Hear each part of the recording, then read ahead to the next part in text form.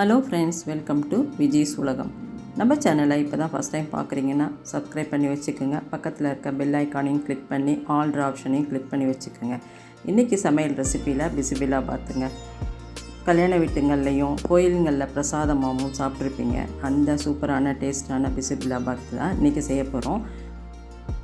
ரொம்ப ஈஸியாக குயிக்காக செஞ்சிடலாம். வாங்க எப்படி செய்யலான்னு பார்க்கலாம். இதுக்கு வந்து 200 கிராம் ஸ்டீம் ரைஸ் தான் எடுத்திருக்கேன். நீங்கள் சாப்பாட்டுக்கு எந்த ரைஸ் யூஸ் பண்ணுறீங்களோ அந்த ரைஸ் எடுத்துங்க.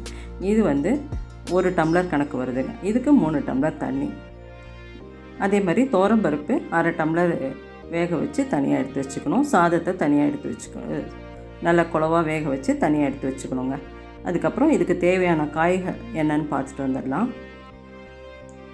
காய்கறிகள் கொஞ்சம் எடுத்துக்கணும். அதே மாதிரி வறுத்து அரைக்க சில பொருட்களும் நெய் ஊற்றி வறுத்து பொடி பண்ணி வச்சுக்கணும். இந்த பொடி தாங்க ரொம்ப ரொம்ப முக்கியம். இது எப்படி என்னென்ன தேவைன்னு அடுத்தது சொல்கிறேன். ஃபஸ்ட்டு காய் என்னென்னு பார்த்துட்டு வந்துடலாம். மஞ்சள் பூசணிக்காய் 1 கப்பு, வெள்ளை பூசணிக்காய் 1 கப்பு, கேரட் 1/2 கப்பு, பட்டாணி 1/2 கப்பு, அப்புறம் சின்ன வெங்காயம் 1/2 கப்பு, 2 தக்காளி பொடியாக கட் பண்ணது, கருவேப்பிலை, கொத்தமல்லி, அப்புறம் நம்ம மஞ்சள் மாடி தோட்டத்தில் விளைஞ்ச மஞ்சள் கொஞ்சம் எடுத்திருக்கேன். ஒரே ஒரு ஏலக்காய், 2 பட்டை, 4 கிராம்புங்க. அதுக்கப்புறம் 1/2 ஸ்பூன் கடலைப்பருப்பு, 1/4 ஸ்பூன் வெந்தயம்.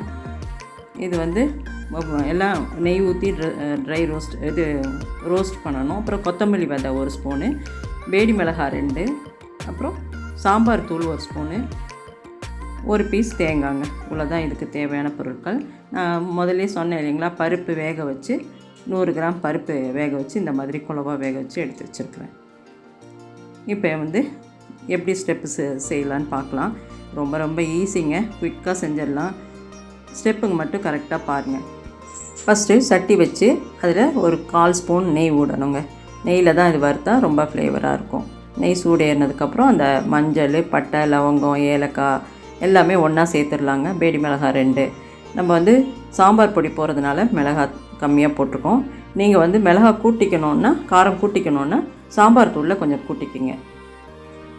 இதை வந்து நல்லா மீடியம் ஃப்ளேமில் வச்சு நல்லா ரோஸ்ட் பண்ணிக்கணுங்க.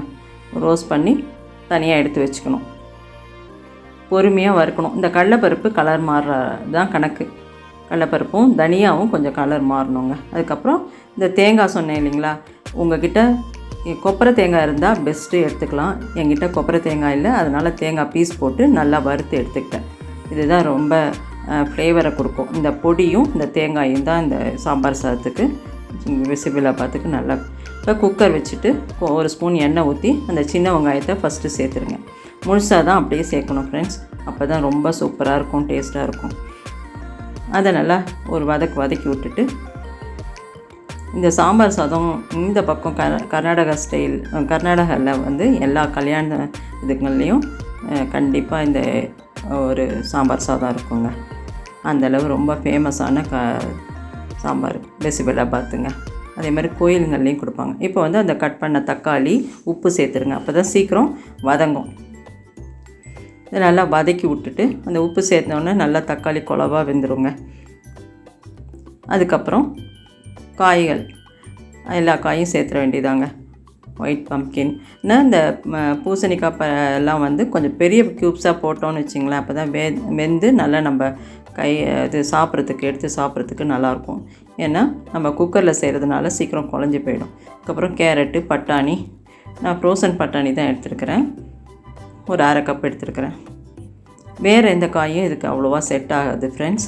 கத்திரிக்காய், முருங்கைக்காயெல்லாம் நிறைய பேர் போடுறாங்க. ஆனால் சாப்பிடும்போது அது வந்து டிஸ்டர்பாக இருக்கும். அதனால தான் நான் அதெல்லாம் சேர்க்கல. இந்த காய்கறிகள் சூப்பராக இருக்கும். நீங்கள் இந்த மெத்தடில் செஞ்சு பாருங்கள். இப்போ வந்து சாம்பார் தூள். இந்த இடத்துல உங்களுக்கு காரம் ஜாஸ்தியாக வேணும்னா நான் 1 ஸ்பூன் எடுத்துருக்கேன், நீங்கள் 1.5 ஸ்பூன் எடுத்துக்கோங்க. இந்த ரைஸுக்கு இது போதுமானது. இந்த நல்லா எண்ணெயில் வதக்கி விட்டுட்டு நல்லா கிளறி கொடுத்துட்டு, அதுக்கப்புறம் புளி 1 லெமன் சைஸ், அது சொல்ல மறந்துட்டேன். அதுவும் 1 துண்டு வெல்லமும் நான் சொல்ல மறந்துட்டேன். இந்த ஸ்டேஜில் அந்த கரைச்சி வச்ச அந்த புளி தண்ணியை ஊற்றிக்கிங்க. ஊற்றி நல்லா இதுக்கு போதுமான தண்ணி நல்லா கலந்து விட்டுட்டு, இதை வந்து குக்கர் விசில் வச்சு ஒரே ஒரு விசில் வச்சு எடுத்துக்கணும் ஃப்ரெண்ட்ஸ். அப்போ தான் நல்லா உப்பு காரம் சோறி சீக்கிரமாகவும் வெந்துடும். அதனால் ஒரு விசில் விட்டு எடுத்து வச்சுருக்கேன். அதுக்கப்புறம் இந்த பொடி நம்ம வறுத்தோம் இல்லைங்களா நெய்யில், அதை ஃபஸ்ட்டு போட்டு நல்லா இந்த மாதிரி குறைன்னு அரைச்சிடணும். அதுக்கப்புறம் தேங்காயை சேர்த்து நல்லா ஒரு சுற்று விட்டுட்டு அதுக்கப்புறம் தண்ணி சேர்த்து அரைச்சிங்கன்னா நல்லா ஃபைன் பேஸ்ட்டாக கிடச்சிரும். இந்த மாதிரி ஸ்டெப்புங்களை கரெக்டாக பண்ணோம்னா தான் இந்த சாம்பார் சாதம் சூப்பர் டேஸ்ட்டாக இருக்கும். இப்போ பாருங்கள், காய் ஒரு விசில் விட்டு எடுத்தாச்சு. இதெல்லாம் சீக்கிரம் வேகக்கூடிய காய்கள் தான், அதனால் ஒரு விசில் போதும் ஃப்ரெண்ட்ஸ். ஆனால் உப்பு காரம் நல்லா புளிப்பு எல்லாம் சோறி இருக்கணும். இப்போ நல்லா லைட்டாக மசிச்சு விட்டுட்டு நம்ம வேக வச்சு எடுத்து வச்சுருக்கோம் இல்லைங்களா பருப்பு, 100 கிராம் பருப்பு, அதை சேர்த்துற வேண்டியதான். சேர்த்து நல்லா கலந்து கொடுங்க. அதுக்கு அடுத்த ஸ்டெப் வந்து நம்ம அரைச்சோம் இல்லைங்களா மசாலா, மிக்சியில் நல்லா தண்ணி ஊற்றி ஃபைனாக பேஸ்ட்டாக அரைச்சிட்டு வந்தோங்க. அந்த மசாலாவை இப்போ சேர்த்துற வேண்டியதான். சேர்த்து நல்லா கலந்து கொடுத்துட்டு கொதிக்க விடணும். அந்த பச்சை வாசனை போகிற அளவுக்கு, இந்த மசாலாவில் இருக்கிற பச்சை வாசனை போகிற அளவுக்கு நல்லா கொதிக்க விட்டுட்டு அதுக்கப்புறம் இதுக்கு ஒரு தாளிப்பு கொடுக்கணும்.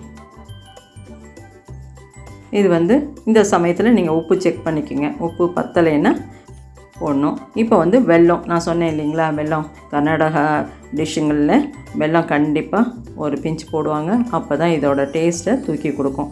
அதனால் நானும் ஒரே ஒரு சின்ன கட்டி வெல்லம் சேர்த்தேன். வெல்லம் சேர்த்து பண்ணால் தான் இதனோட அந்த ஒரிஜினல் டேஸ்ட்டு கிடைக்கும் ஃப்ரெண்ட்ஸ். வேண்டாதவங்க ஸ்கிப் பண்ணிக்கோங்க. இதை நல்லா கலந்து விட்டுட்டு உப்பு செக் பண்ணிக்கோங்க. எனக்கு உப்பு கொஞ்சம் பத்தாமல் இருந்தது. கொஞ்சம் தூக்கலாக இருந்தால் தான் சாதம் போட்டு கிளறும்போது நம்மளுக்கு கரெக்டான உப்பு காரம் கரெக்டாக இருக்கும். இப்போ நல்லா கலந்து விட்டுட்டு இதுக்கு ஒரு தாளிப்பு கொடுக்கணும். நம்ம ஏற்கனவே கொஞ்சம் எண்ணெயில் வதக்கி தான் இந்த காய்கள்லாம் சேர்த்தோம். இப்போ வந்து ஒரு தாளிப்பு கொடுத்தோம். டோட்டலாக நம்மளுக்கு வந்து 2 ஸ்பூன் எண்ணெய், 1/2 ஸ்பூன் நெய் தாங்க இதுக்கு தேவைப்பட்டுச்சு. இந்த மெத்தடில் செஞ்சு பாருங்கள், ஆரோக்கியத்துக்கு ரொம்ப நல்லது. அதே மாதிரி டேஸ்ட்டும். முன்னாடியே நெய் எண்ணெய் நிறைய ஊற்றி தான் செய்யணும்னு அவசியமே இல்லை. இந்த மாதிரி ஸ்டெப்பாக செஞ்சோன்னு வச்சுங்களேன், அந்த எண்ணெயோட டேஸ்ட்டும் நெய்யோட டேஸ்ட்டும் அப்படியே இருக்கும். இந்த சாதத்தில் நிறைய ஊற்றணும்னு அவசியமே இல்லை. இப்போ வந்து ஒரு சட்டி வச்சு எண்ணெய் 1 ஸ்பூன் ஊற்றி, அது எண்ணெய் காஞ்சதுக்கப்புறம் கடுகு, உளுத்தம்பருப்பு, ஜீரகம், இதுக்கு கண்டிப்பாக ஜீரகம் சேருங்க, அப்போ தான் நல்லா டேஸ்ட்டாக இருக்கும். அதுக்கப்புறம் 2 வரமிளகா கிள்ள வேண்டாம், அப்படியே சேர்த்துடுங்க. அப்போ தான் வந்து காரம் வந்து கம்மியாக இருக்கும். கிள்ளி சேர்த்திங்கன்னா இன்னும் கொஞ்சம் காரம் ஜாஸ்தியாக இருக்கும். வேணுங்கிறவங்க கிள்ளி சேர்த்துக்கலாம். அப்புறம் கருவேப்பிலை, கொத்தமல்லி. இதுக்கு மேலே ஒரு 1/2 ஸ்பூன் நெய் ஊற்றணும் ஃப்ரெண்ட்ஸ். இந்த ஸ்டெப்பும் கரெக்டாக பார்த்து பண்ணிக்கோங்க. சாதத்தில் நெய் ஊற்றினோம்னா ஒரு மாதிரி திகட்டும்.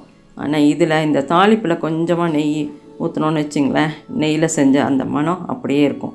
அதுக்கப்புறம் பெருங்காயம் நல்லா கொஞ்சம் தாராளமாக 1 ஸ்பூனே போட்டுருங்க. பெருங்காயம் இந்த நெய்யில் அதுவும் நல்லா வதக்கி விட்டுட்டு அதுக்கப்புறம் அந்த மசாலாவில் சேர்த்துற வேண்டியதான். இது ரொம்ப சூப்பராக டேஸ்ட்டாக இருக்கும். அதே மாதிரி குயிக்காக செஞ்சிடலாம். இது வந்து சூடாக சாப்பிட்டா தான் நல்லாயிருக்கும். ஆறி போச்சுன்னா அந்த அளவுக்கு நல்லா இருக்காது. அது செஞ்ச உடனே எல்லாருமே சூடாக சாப்பிட்ருங்க. என்னோடய சஜஷன். ஆறி போச்சுன்னா ஒரு மாதிரி கெட்டியாக போயிடும், அவ்வளோ டேஸ்ட்டும் நல்லா இருக்காது. இப்போ பாருங்கள், இது நல்லா கொதி வந்ததுக்கப்புறம் நம்ம சாதம் குழவா வேக வச்சு எடுத்து வச்சுருக்கோம் இல்லைங்களா, அதை வந்து இந்த ஸ்டேஜில் நல்லா சேர்த்துற வேண்டியதுதான். பாருங்கள், நல்லா கொதிச்சிடுச்சு. இப்போ வந்து அந்த சாதத்தை மொத்தமாக சேர்த்து நல்லா கலந்து கொடுத்துட்டு எல்லா சாதமும் சேர்த்துருங்க. அது கரெக்டாக இருக்கும். இந்த குழம்புக்கும் அந்த சாதமும் கரெக்டாக இருக்கும். நல்லா கிளறி கொடுத்துட்டு, நான் சொல்லியிருக்க அளவு வந்து பருப்பு எல்லாம் இந்த அளவு போட்டிங்கன்னா இது கரெக்டான பதம் வரும்.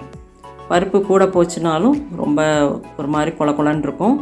பருப்பை சாதம் ஜாஸ்தியாக போச்சுனாலும் அது வேறு மாதிரி இருக்கும். அதனால் அளவில் கரெக்டாக பார்த்து பண்ணுங்கள். இப்போ வந்து மூடி போட்டு ஒரே ஒரு விசில் விட்டு எடுத்தோம்னா சூப்பராக இந்த மாதிரி பிசிபெலே பாத் கிடைக்கும். இதை வந்து நல்லா கிளறி கொடுத்துட்டு நம்ம காரா பூந்தியோட சேவ் பண்ணணும். இதுதான் இதுக்கு சைட் டிஷ்ஷு. வேறு எதுவும் செட் ஆகுது. வேணும்னா அப்பளம் வச்சுக்கலாம். இந்த ரெசிபி உங்களுக்கு பிடிச்சிருந்தா உங்கள் ஃப்ரெண்ட்ஸுக்கும் ரிலேட்டிவ்க்கும் ஷேர் பண்ணுங்கள். நம்ம சேனலை சப்ஸ்கிரைப் பண்ணி லைக் பண்ணுங்கள். தேங்க்யூ.